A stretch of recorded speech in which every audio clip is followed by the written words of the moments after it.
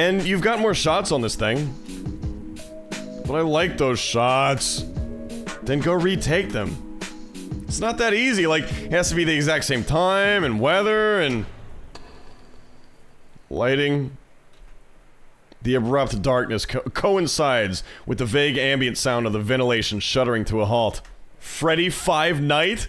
The blackness is all-encompassing. I can't even see Olivia, who I know is right next to me. Inko? Her voice helps me confirm that we're still alive in some fashion. But there's a shakiness in her tone, which sends a tense rattle down my spine. Our breathing is the only noise. It's as if we've been encapsulated in a void of nothingness. I'm still here. I know that. I plant my hand down to brace her shout, feeling the still warm metal of the enlarger base. But, yeah, guess the school lost power. I feel something cover my hand. And then squeeze. It's her tail! I'm missing X-Men. I'm missing Logan fucking Ahur. Damn it. It's squeezing painfully. Ow, ow, ow, ow, ow, ow! Sorry. The pressure lessens, but she does not let go of my fingers. No, it's fine. There's a subtle shake in the scaly limb in my hand, but when I brush my thumb across it, the limb eases. Hey. Stop that. Stop what? Just that. Stop that thing you're doing with your hand. I shrug. In the dark. And then I want to slap my face when I realize she can't see that. Alright. Standing here in the darkness of the dark room is not getting us anywhere. Kissing in the photo room, I see. We should go find... Wham! Olivia! Inko! Ah! My instincts kick in. I hop back to make space between us and the killer. I turn my back to them to become a defensive wall. Just kill me already, just kill me. I wrap my arms around Olivia's head to make sure she's 100% protected. She'll remember that one, eh, boys? Hey, it's me, Mr. Iadakan. It took a bit to find a flashlight, but with how this room is, I look up to the shining white pterodactyl pointing the flashlight at his own face. Oh. Get off me, you get... Oof. Look, I'm not paying you two to get frisky in the closet. That's what Trigham's class is for. Trigham, Officer Trigham. We're not Mr. Iadakan holds up a pale hand, his grin widening. Relax, I'm just joking around. He leans against the doorway to get a better look inside the dark room with his flashlight. Power's out for the whole block, and apparently our backup generator is decades old and only keeping the AC on. Someone should get fired for that. The Janny. Come on, we can wait it out in the studio. Steal a Trigham. Stinko, get his ass, cheese. Okay, Olivia follows me out into the main classroom as we trail slowly in Mr. Iadakan's wake. The slow sounds of his gait sets a nice contrast to the rain lashing against the windows. Whoa, it is really coming down outside. You think it'll flood?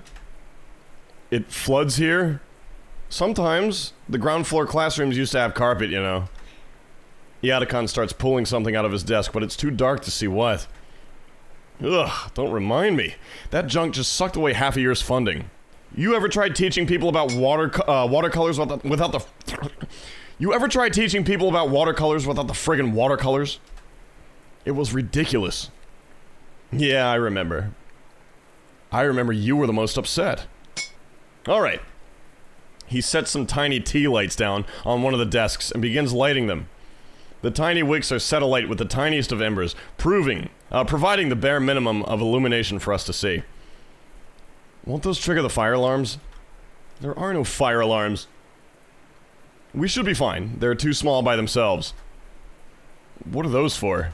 How did you make tiny text? I've been saving these for a rainy day. Alright, Iadakan. We're gonna be stuck for a while, so why not make it a camp out? Camping. I like the sound of that. Won't we get in trouble, though? It would be trespassing, right? Square! Whoever called Inko a fucking square earlier. I could not have said that shit better myself. Mr. Iadakan, you didn't think about the rules, did you? It's either this or trying to get home in this storm. As if to illustrate his point, the weather decided to chime in.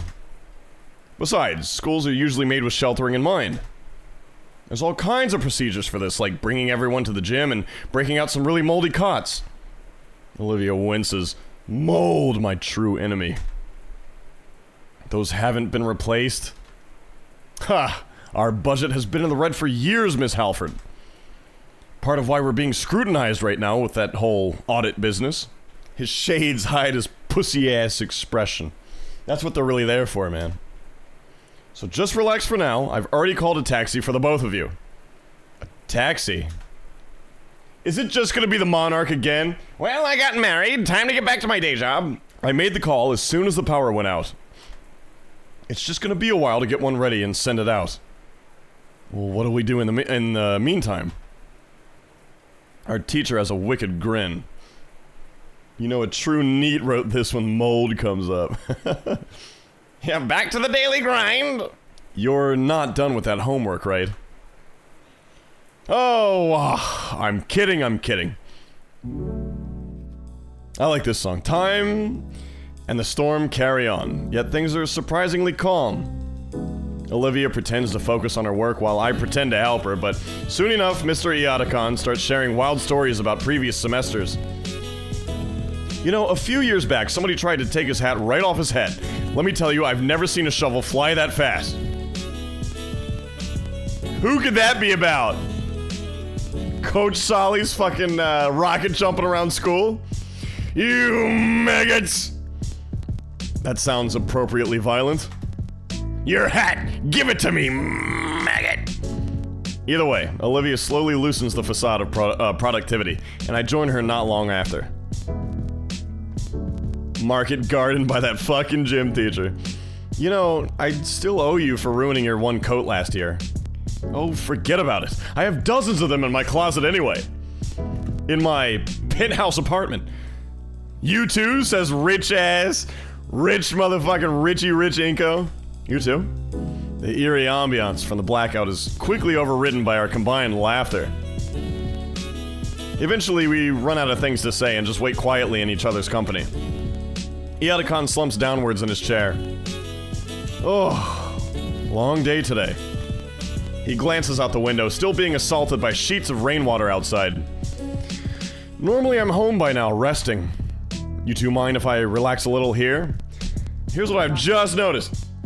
What the fuck was that? Here's what I've just noticed. Neither Inko nor Olivia made it a point to text their parent figures, did they? A real thinker. You two mind if I relax a little? Pulls out blunt. No, go ahead. Thanks. He stretches behind him, cracking his spine against the groove of the chair. Olivia, I've been meaning to say. Does Inko ever contact his parents? I think one time he got him to order groceries for him. Parents are overrated for these two. You're usually so quiet, reserved. Isolated, even. I've noticed you're being a bit more friendly recently. You think so? You've been in my classes all 4 years, of course I would. Maybe I'm a bit old-fashioned, but it hurts me to see a student hurt themselves like that.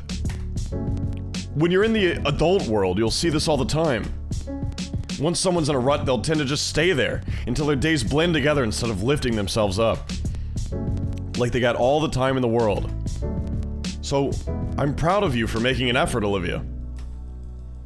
Oh, Mr. Iadakan, don't be flustered. Be proud, Olivia. You've managed to form a friendship. Maybe something even more, Olivia. I'm still waiting on the twist that Inko's parents have been dead for years. That he got inheritance, that's why he's so rich. Of course, I appreciate you extending an olive branch too, Inko. Me? It's no problem, Mr. Iadakan. Come on, school hours are over. You can drop the mister. It's not something to be thanking me for, is it? I'm just a friend. That is great to hear, though. You can't always navigate this world alone. Someone to keep company can really help. He can? More than you can imagine.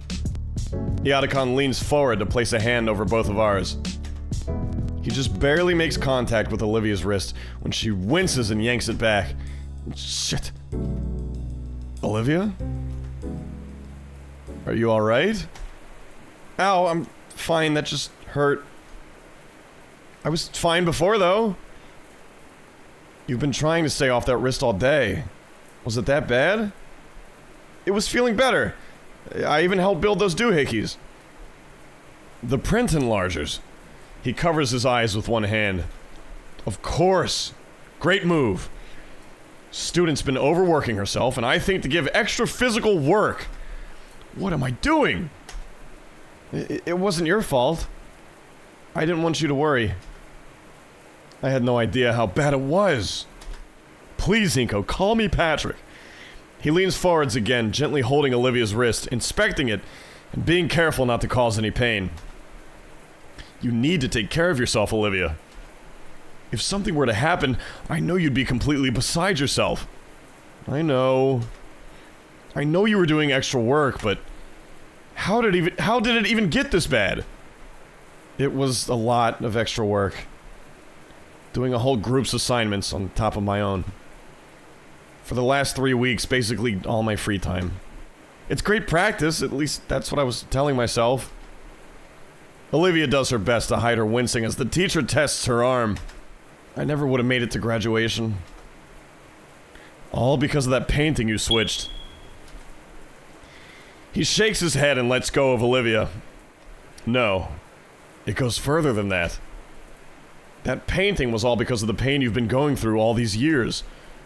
All because of that first contest entry hanging in the gala. Your first venture into the art world, and it went how it did. Olivia looks down at her hand, stretching the fingers out and in slowly. Carefully. I'm missing X-Men trivia? What's the question? I can guess it. My hand moves without a thought, fingers taking her hand carefully, to help in some way or another. You and that painting. Our teacher palms his face and groans into it. It's a genuinely good piece, Olivia. I've told you that so many times. She locks up, but manages a small nod. ... What a horrible chain of events. I've had to witness it all these years.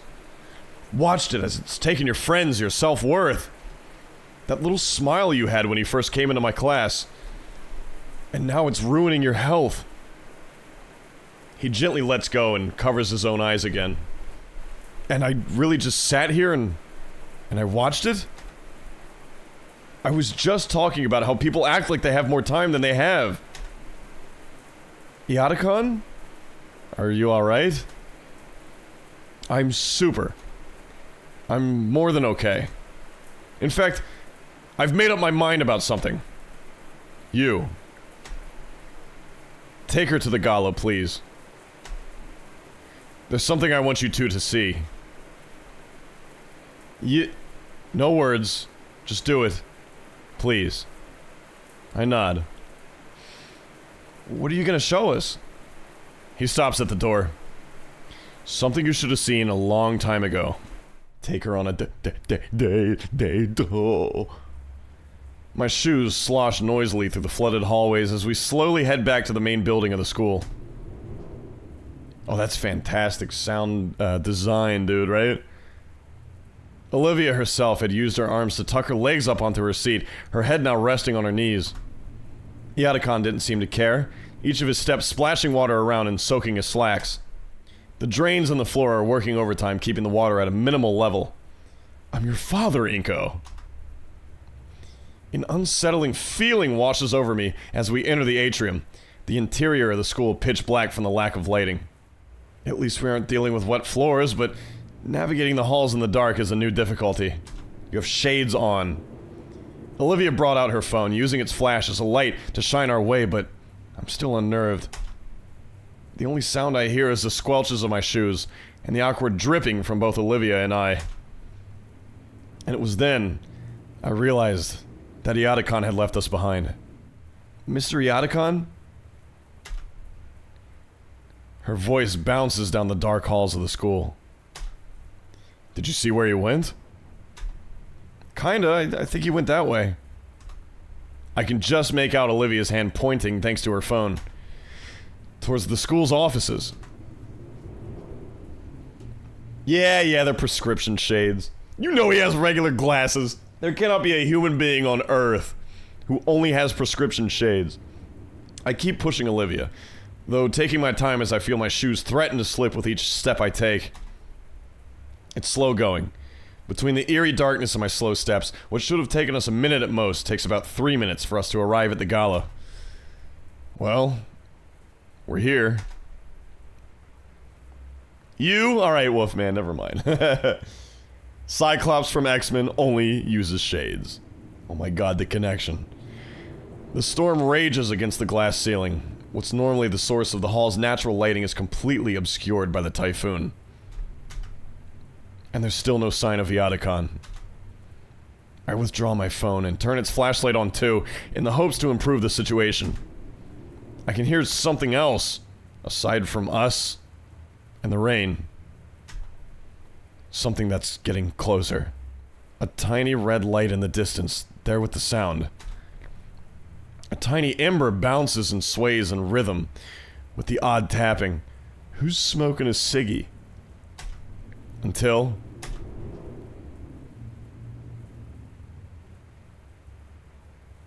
Don't. No!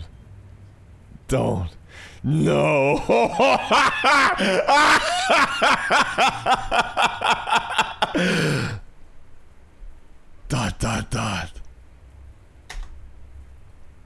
I'm frozen for a second.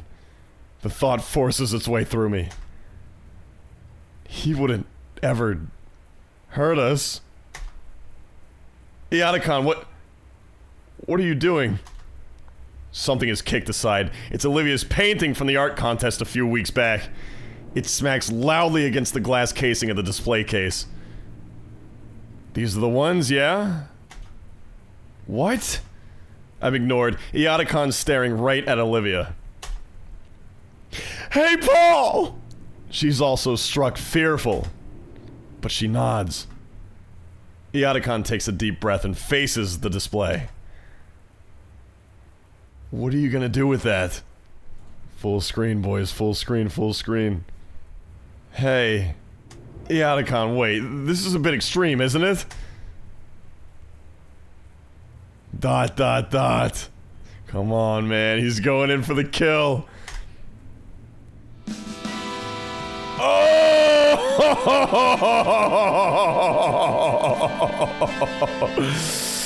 Woo! Kill. That's awesome. Oh, that's so sick. Yeah, yes. Oh, dude. Fuck it all. Oh, I love it.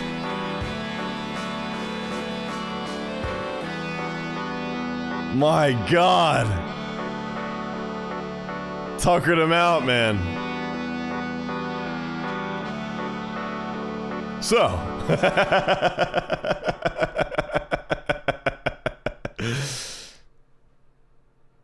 I have to go return some videotapes. Yeah, look at him. Olivia? It's gone. Both of them. This should have been done long ago. Yeah. Iadakan, this is... It's crazy. I know. What about the other things in the case? Who fucking cares? Who cares? Oh, baby. Jason, take it away. I knew it. Yeah, who cares? Those students graduated long ago. You know how many still do art? None. We got a lot queued up. If they're collateral so someone else can, fine by me. But Olivia, you got no other big paintings now, do you? She shakes her head. That's a shame. Look what I just did. I can make another. Yes, that's what I need to hear. You make me so proud to hear that. Do you remember in sophomore year when you challenged me to think of something I wanted to do and set a goal to do it? Of course. I couldn't think of anything back then. But there's been one thing I've been wanting to do for a while now. And like you said, some company could really help. Olivia grips my hand just a little bit tighter. Promise not to laugh? Never. Would you mind asking me again, Iadakan? Sure. I believe it was... If you could leave right now and do anything you wanted, what would you want to do? Anything at all. Yep. I wanna go see a fountain. And paint it for you. Fucking brilliant! There's a fountain here. There's a park not too far from here, and you can barely see a fountain in the center of it from the window. You can't see it right now in the storm, but I want to go there. We're gonna... Just you wait. Just you wait. Just you wait. We're gonna get to the park, and it's gonna be like 3 stories worth of steps to get down there. No wheelchair accessibility, no nothing. That's why she wasn't able to get down there with a good look to paint it. If it's a big set of stairs, and the only way to get down there is me carrying her ass, that better be it. I think I know it. That one in Stig Equestrian Park? That's wonderful, Olivia. Iadakan stumbles a bit. I rush to give him a shoulder, some shards of glass crunching under my feet. I wish I had Iadakan as a teacher back in high school. Jesus, you're telling me. Who knew all we needed was Professor Bateman? Huh. Good thing the power's out. No cameras up or anything. Won't you get in trouble for this? I'm always in trouble for something. And ordinarily I just take the hit. Especially for something like this. That Mia chick can take the... Fuck Mia. That Mia chick can take the fall. To hell with her. Olivia manages another small smile. I'm looking forward to that painting. You better get it to me. I will. And you gotta help her. Of course. Iadakan motions for us to wait by the school's entrance. For a while we sit there. That was awesome. What an awesome, just hour-long arc of shit going on. That was... Oh, dude. Rad game, rad game. Do you have one, Iadakan? Do you have something you want to do? I'm already doing it. No, really. Really. Teaching high school is a great job that nobody ever regrets. You should pose that question to Inko there. All this character development, and he's barely said a word. All this character development, and he's just sitting there. Menacingly. Alright, Inko, what about you? What do I want to do? If I could pick anything, I guess... I'm not even giving this one a thought, dude. This is all you. You know I'm gonna fuck this one up. You pick. I'm leaving you here. Fuck you. I'm actually not coming back. Hey, you guys run the stream now. Fuck this. My secret's out. I was just grabbing more popcorn chicken because that's all I've been thinking about since I had that last bite. We were watching all those sweet-ass scenes, and you could probably see it if my mouth wasn't obscured by this microphone. I was like licking my lips like a cartoon character. I was just waiting for more popcorn chicken. I want to find true love. Nah, you guys are right. I want to go to college. Alright. A more ambitious dream. I picked love. I know I switched it around. I honestly, I picked love. Did I? Pick love! A more ambitious dream. I can get behind it. It's a bit unimaginative. Alright, Olivia. That's just hater talk. Fucking hater gator. Classic shit. You should probably start looking more into the how and not the what. Like you would know, I could totally do it! Sure thing, Mr. Successful. Your blog doesn't even have 10 followers. What? Did we know he had a blog? And also now she knows he has a blog? Ready, did you mean to quote The Sopranos? Because that was perfect fucking timing, if not. My opinion of Inko as a man just fucking plummeted. You looked me up? Yeah, I got bored. You can at least follow me if you're gonna cyberstalk me. I'll follow you when you make good content. Also, your interpretation of Godzilla you copied from a video essay sucks. And you should feel bad. Good! Get his ass! He needed to hear that tenfold, Olivia. I copy Iadakan's motion with the axe and karate chop Olivia's leg. I didn't feel that, jackass. Well, I guess some banter is a form of motivation as well. Sounds like you have quite the promise to uphold now, Inko. Making love. That was a good fucking sequence, man. Boo! Even with the disses being thrown around, what stood out most was the wild grin on Olivia's face. Between the staccato of rain and the uproarious laughter, time seemed non-existent. I could feel the muscles in my face ache, brought on by bouts of laughter and grinning. And then they get struck by lightning, which made the taxi's arrival so much more disappointing. As we were escorted out to the parking lot, our mirth was replaced with something more calm, comfortable, an easy quiet that let my thoughts wander back to the things we'd said to each other, back to what our tarot teacher had said, navigating the world alone.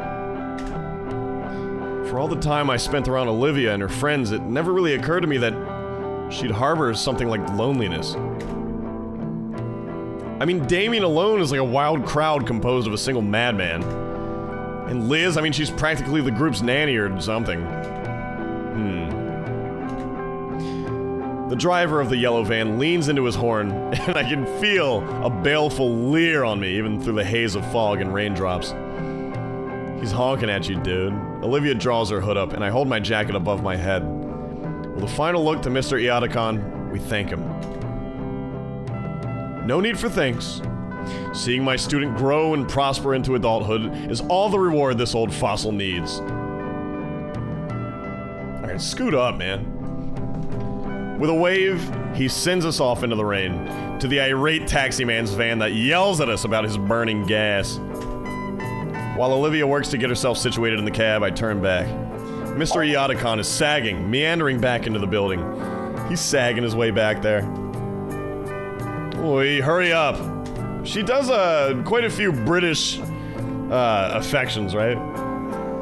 Right. It's been about a week since the typhoon. It's been. The days after were surreal, with how things just realign with the old schedule. Iadakan was serious when he told Olivia to keep off that wrist. He effectively banned her from painting until it got better. Meaning all week I've been doing our work as a group. It was exhausting. You don't know my pain, Olivia. Ooh! But today, I'm pretty excited. I don't even know how that sounded through the microphone, I'm sorry. That got caught in my throat. For the first time, Olivia is actually joining me on the metro. We're headed for the city. It's going to be a bit of a trip. For the last several nights, Olivia has been using my inbox to store sketching ideas while her wrist heals. On Thursday, she even attempted sending a few left-handed sketches, but gave up after the third or fourth malformed rat. Then Liz sent me a game-changing invitation through our group chat. Her uncle had some business in the city, and he told her she can go do something with the time, since it's her car. So she's invited the rest of us to join her for lunch at some fancy place. It's got us pretty thrilled. ... I want to see the full, yeah baby, yeah baby, yeah baby. Hold hand. Hug Gator. Well, it's got me pretty thrilled. Olivia understood the order to stay off her hand, but that doesn't make her less manic about wanting to get back into painting. Why'd you agree if you don't want to go? Because she loves you, idiot. Well, a trip to the city won't suck so bad if you're there. Beautiful. Even if I really, really want to start that painting, you're almost done healing. It won't be much longer, I know it. But Iadakan said you should at least wait till Monday. Yeah, that too. Besides, I don't want to be around Damien while he's... Ugh. Poor guy looked positively miserable when I'd picked Olivia up. He was pale and shaking, and the floor between his feet was left bubbling after a particularly powerful sneeze. Has it ever been that bad? It happens like once a year. It's one reason we don't share a room. One moment he's fine, then next he's inebriated. Spaghetti was falling out of his pockets, Inko, you don't understand. This car is weird. You ride this every day? Yep, this is even my seat. Right next to the folding accessibility seat. What? Did you start accounting for me before we even met? Maybe. Maybe I just always had my sights set on some disabled broad. What about that? What do you think about that, Olivia? She mouths something and rolls her eyes, but there's a clear smile after she goes back to watching the passing buildings. Yeah, I mean, I just fuck cripples. I gotta type. Yeah, I gotta type. Type C. Compared to a car ride together, this felt a little more intimate. Even if there are more people in close proximity, none of them paid us any mind. Just Olivia and I. Several stations later, the metro grinds to a halt at our stop. Alright. You ready? Yeah. Olivia shoos my hand away when I go to help her out of the metro. We step out into the chilled air of the city. I'm already getting goosebumps. That cold front is really making itself known. We should find Liz quickly before Olivia starts shivering. Are you seeing a long, big green neck anywhere? None that I know of. Great. That sounds awesome. We looked around, through the alleyway, into the closest shops. Maybe she's in the bathroom? Text her.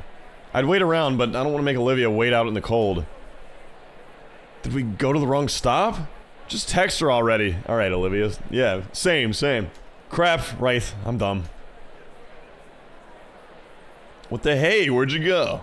Sleep well with a lot. Oh! A moment later, her head ropes out the door of a nearby coffee shop, followed by the rest of her. Scary ass. What is this in the corner? Oh my god, the tail's even too long. Hey, Inko, glad you guys could make it. Yeah, I just got confused. I didn't know you'd be in the cafe there. Really? I've been in there the whole time. I messaged Damien. I went in to escape the cold and... Where's Damien? Where's Damien? Oh man, he got nasty sick right before we left. Hey, you're the third wheel now. You invited us out? Now you're the third wheel. He couldn't make it. But... is he fine? He didn't tell his fucking girlfriend I'm too sick to show up? None of us thought to tell his girlfriend? He'll be fine, I think. Okay. Alright. Well, that just throws a wrench into all my plans now, doesn't it? We can still have fun without him, right? Yeah, I know. It was just... well, I was hoping between the four of us, it would be like a double date.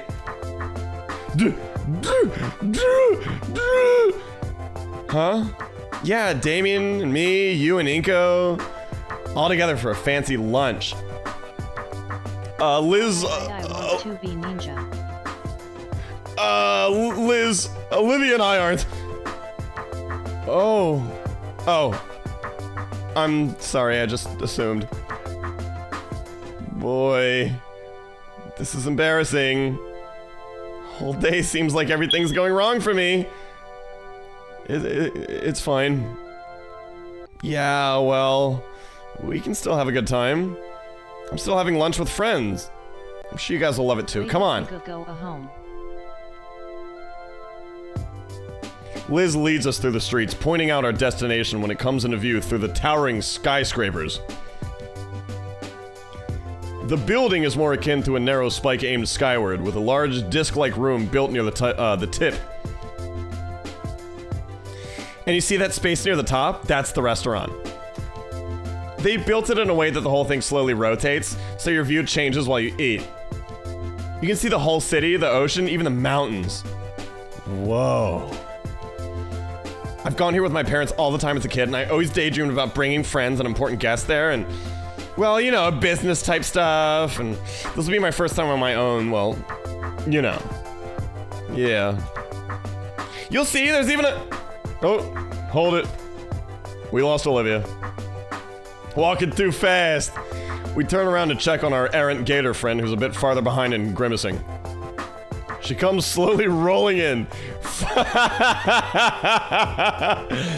Fighting to hide the slight winces every time she pushes herself. Push her, idiot! Oh, sorry. It's fine. You sure you don't want to help? I can manage on my own, please. Alright, you want to lead the way? Alright. It's that Space Needle looking place, right? You're too slow! She rolls ahead. Liz and I follow behind, continuing our conversation. The restaurant is an impressive spire, with the actual seating area 30 floors or so up. After Liz verifies her reservation, we're led into a special elevator with a glass front. After a minute or so of rising above the city, we stop and all the doors slide open to reveal the restaurant. Are we gonna see Dino Mr. House? Oh, I see you've stopped in. I can't do his fucking voice. It's a circular room, with the seating by the windows and an inner ring for bars, and the kitchen making up the center. Definitely a carefully crafted place. I wonder if it would be my kind of, the kind of place my parents would bring me to. It is very rich. Does Liv support a free Palestine? I'm sure she makes mention. A waitress greets us and leads us to a table by the windows. One of the seats closest to the window is moved so Olivia's wheelchair can fit by the table. She approaches the space and stops. You afraid of heights, amigo? You afraid of heights? Can we switch seats? Afraid of heights? Grin. Shut. Alright. I oblige, shifting the seat over so she can sit instead by the aisle. You're theorizing that Dino Muhammad is gonna show up in this? Quite a view, huh? I can see why it would make you squeamish, Olivia. Heights also scare the living daylights out of me. That's not okay for a fucking brontosaurus. What? Are you afraid of heights, Liz? Well, yeah, isn't everyone? What? That doesn't make any goddamn sense, Liz. Your head hangs 3 stories above your shoulders and heights scare you? Look, acrophobia is the irrational fear of heights, okay? So of course it doesn't make sense, but still. Whatever. Heights suck. We agree on that at least. So, what do you think? It's very nice. I can see why you wanted to come here.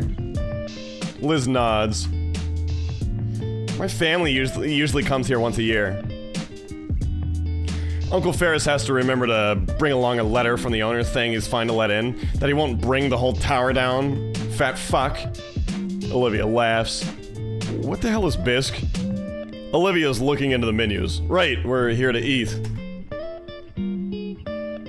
Like hell I would trust this restaurant? Fuck yeah. Bringing seafood all the way up here. Lobster bisque? Oh, it's lobster tail in a creamy kind of soup. Then why not call it lobster soup? Bisque is a stupid word. I look down at the menu myself. There's all your standard options between pastas, sandwiches, cuts of meats. Some weird novelty things, but I actually like trying those. I guess I'll have...